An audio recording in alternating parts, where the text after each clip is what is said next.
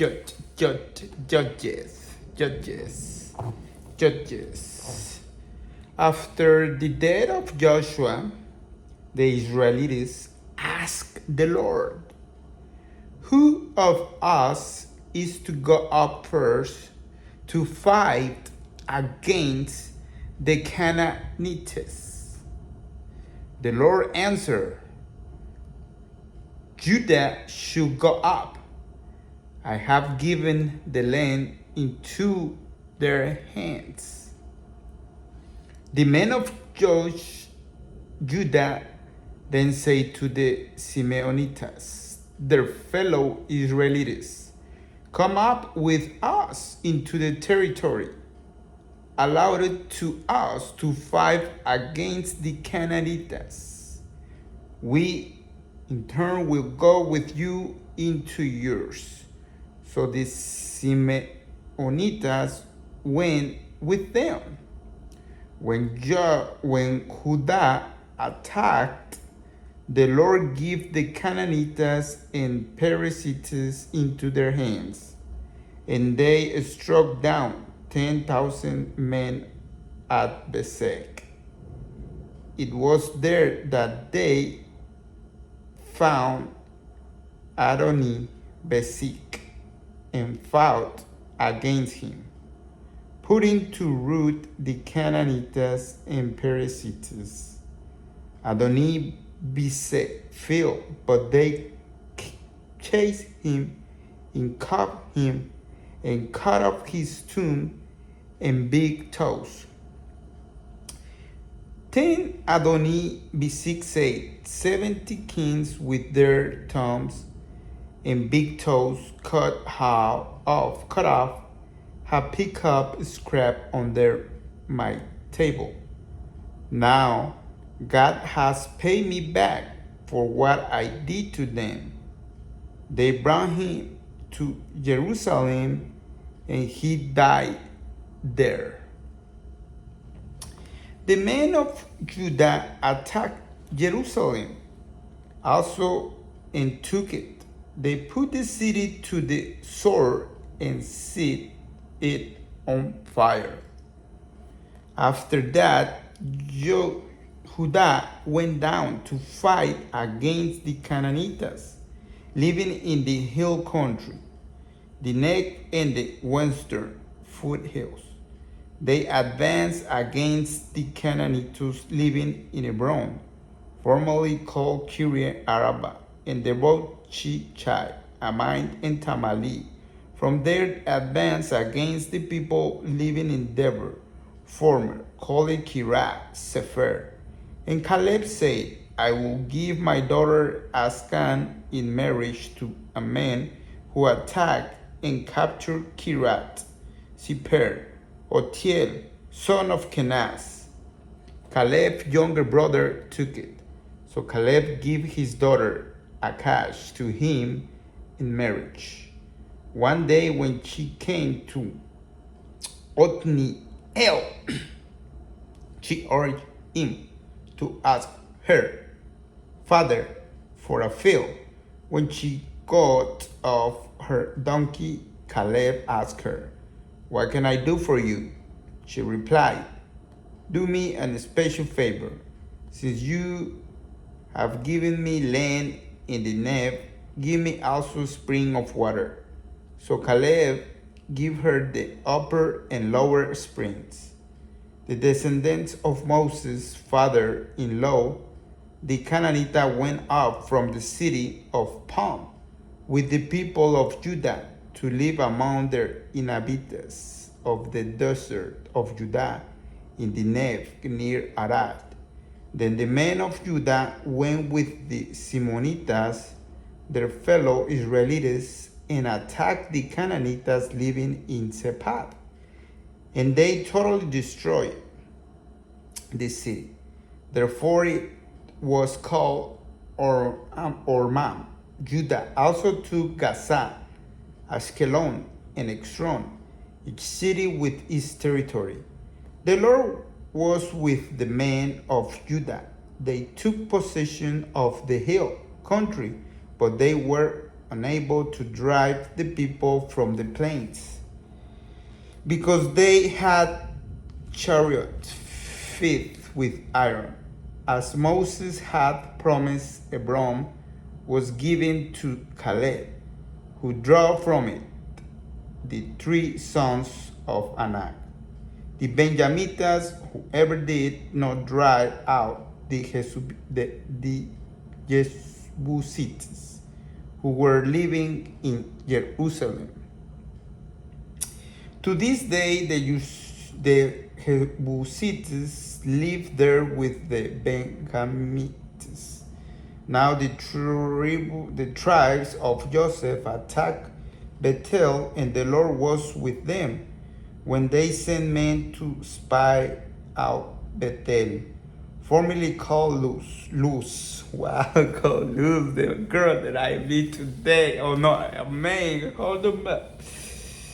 That I ask her, you know what I'm saying? Okay. The spies saw a man coming out of the city, and they say to him, show us how to get into the city, and we will see that you are treated well. So he showed them, and they put the city to the sword, but spared the man and his whole family. He then went to the land of the Hittites, where he built a city and called it Luz, which is named to this day. Wow. Wow, wow, wow. But Manasseh did not drive out the people of Beth Shan or Tanar or Dor or Elam or Megub or their Saron in enslavement, for the Canaanites were determined to live in the land. When Israel became strong, they pressed the Canaanites into forced labor, but never drove them out completely. Nor did Ephraim drive out the Canaanites living in Gezer, but the Canaanites continued to live there among them. Neither did Zebul drive out the Canaanites living in Kiron or Nakol. So these Canaanites live among them, but Zebul did subject them to forced labor. Nor did Asher drive out those living in Akko or Sidon or Ala or Akibs or Helban or Apech or Rehob. The Asherites live among the Canaanites, inhabitants of the land, because they did not drive them out. Neither did Naphtali drive out those living in Beth Semes or Beth Anat, but the Naphtalites to live among the Canaanites, Isabitas of the land. And those living in Beth Semes and Beth Anat became forced laborers for them. The Amorites confined the Danites to the hill country, nor allowing them to come down into the plain. And the Amorites were determined also to hold out in Mount Heres, Aijalon, and Shalbim. But when the power of the tribes of Joseph increased, they too were pressed into forced labor. The boundary of the Amorites was from Scorpion Pass to Selah and beyond. The angel of the Lord at Bochim. The angel of the Lord went up from Gilgal to Bochim and said, I brought you up of Egypt and led you into the land I swore to give you to your ancestors. I say, I will never break my covenant with you, and you should not make a covenant with the people of this land, but you should break down their altars. Yes, you have disobeyed me. Why have you done this? And I have also said, I will not drive them out before you. They will become trap for you, and their gods will become snares to you. When the angel of the Lord had spoken, these things to all the Israelites, the people went aloud, and they called that place Bochim. There they offered sacrifice to the Lord. After Joshua had dismayed of the Israelites, they wanted to take possession of the land, and each of their own inheritance. The people served the Lord throughout the lifetime to Joshua and of the elders, who obeyed him and who had seen all the great things the Lord had done for Israel. Joshua, son of Nun, the servant of the Lord, died at the age of 110, and they buried him into the land of his inheritance at Titan Heres in the hill country of Ephraim, north of Mountain Gash. After that whole generation has been gathering to their ancestors, and other generation grew up who knew neither the Lord nor what he had done for Israel. They forced the Lord, the God of their ancestors who had brought them out of Egypt. They followed and worshipped various gods of the people around them. They aroused the Lord's anger because they forsook him and served Baal in the altars. In his anger against Israel, the Lord gave them into the hands of raiders who plundered them. He sold them into the hands of their enemies all around, whom they were no longer able to resist. Whenever Israel went out to fight, the hand of the Lord was against them to defeat them, just as he had sworn to them. They were in great distress. Then the Lord raised up judges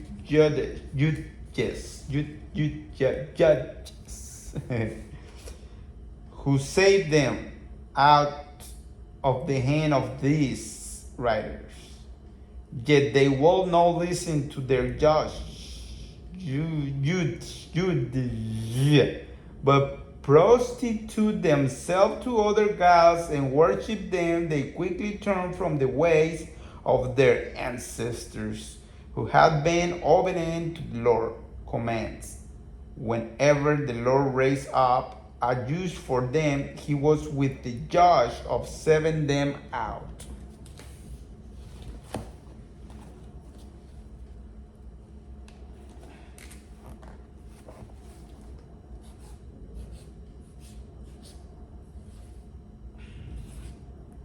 Who is with me? No. Keep reading. Okay. 20 minutes at least. You only been reading for 13 minutes the Word of God. And you've been cleaning your car for almost 1 hour, and you cannot read the book of the Bible of the God, mighty God, for 1 hour or for at least 30 minutes? What are you talking about? You gotta read it, Francisco. Come on. It's raining. He's with you. This now you passing time with him. You know what I mean? Now you are with him. Okay, let's keep reading. Of the hands of their enemies, as long as the Jews live, for the Lord relating because of their graining under those who oppress and afflict them. But when the judge died, the people returned to ways even more corrupt than those of their ancestors, following others' gods and servants and worship them.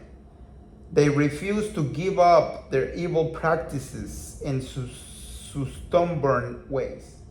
Therefore, the Lord was very angry with Israel and said, because this nation has violated the covenant I ordained for their ancestors and has not listened to me, I will no longer drive out before them any of the nation Joshua left when he died.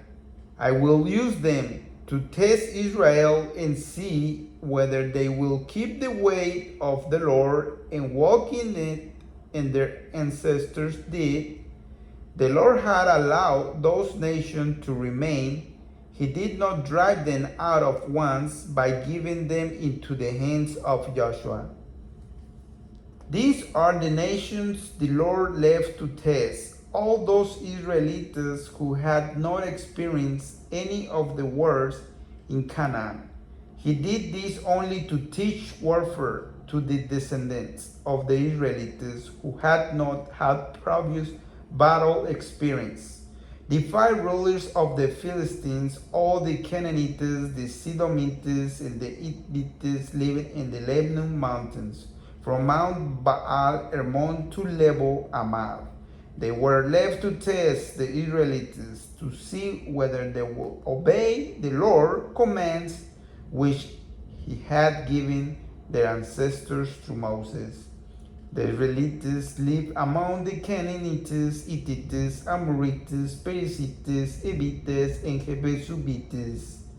They took their daughters in marriage and gave their own daughters to their sons and served their gods. The Israelites did evil in the eyes of the Lord.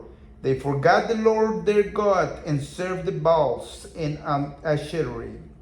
The anger of the Lord burned against Israel, so that they sold them into the hands of Kashun Rishtim king, Aram Naraim, to whom and the Israelites were subject for 8 years. But when they cried out to the Lord, he raised up for them a deliverer, Othniel, son of Kenaz, Caleb's younger brother, who served them. The Spirit of the Lord came on him, so that became Israel Jewish and went to war.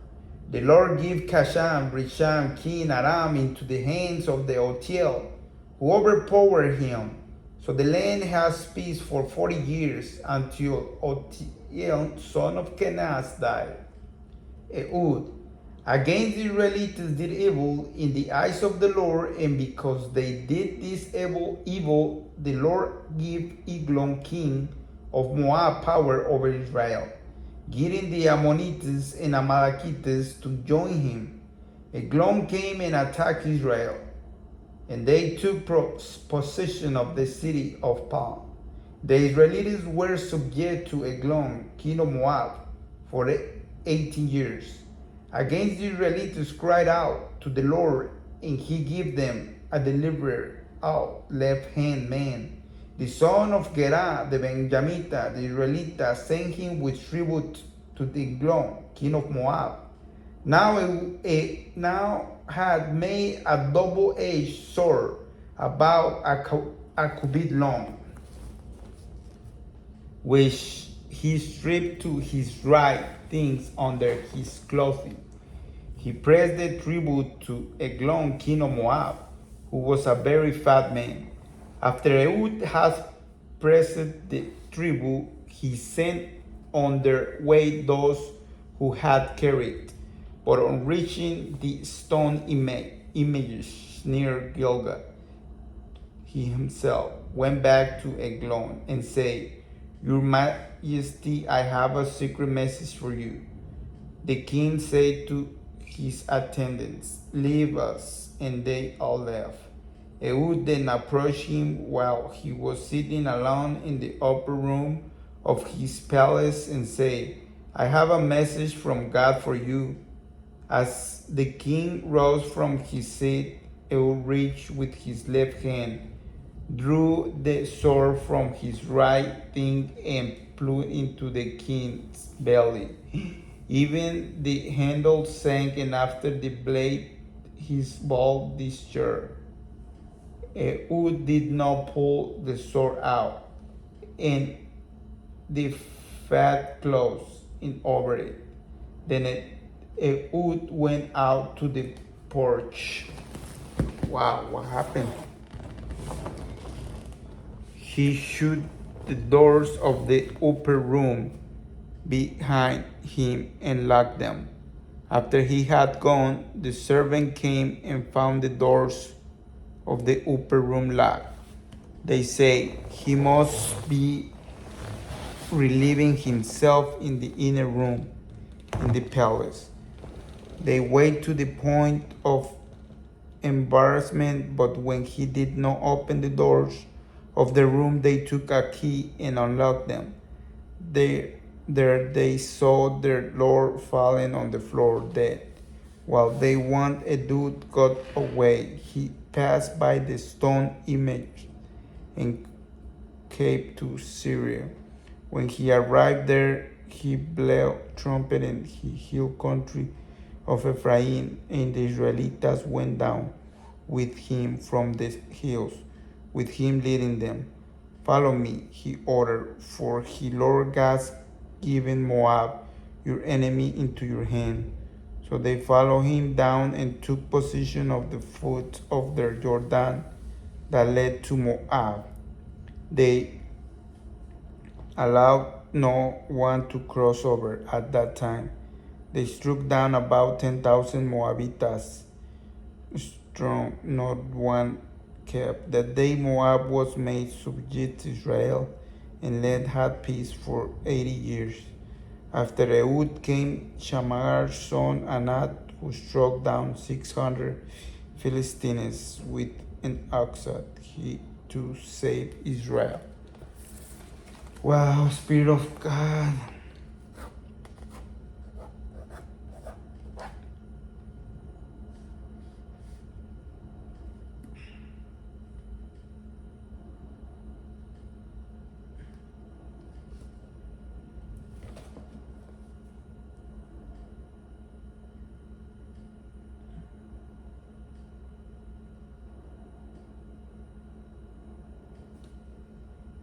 The Lord is God strong, holding to this day of trouble, and He will save you. Me llegó el mensaje de la Biblia ahorita, que me manda la Biblia, ya ves. Keep stronger, Francisco, okay? Alright, keep like this, okay? Cuando estabas limpiando ahorita el Jeep, keep en compañía de Dios. Mantente aquí con Dios, en su compañía, como ahorita que estás leyendo la Biblia y que está lloviendo. Estás con Él. It's the best place you can be with Him. Alright? So keep it up and pray often. Work hard. What can I say? 23? Let's stop it on 23 and upload it.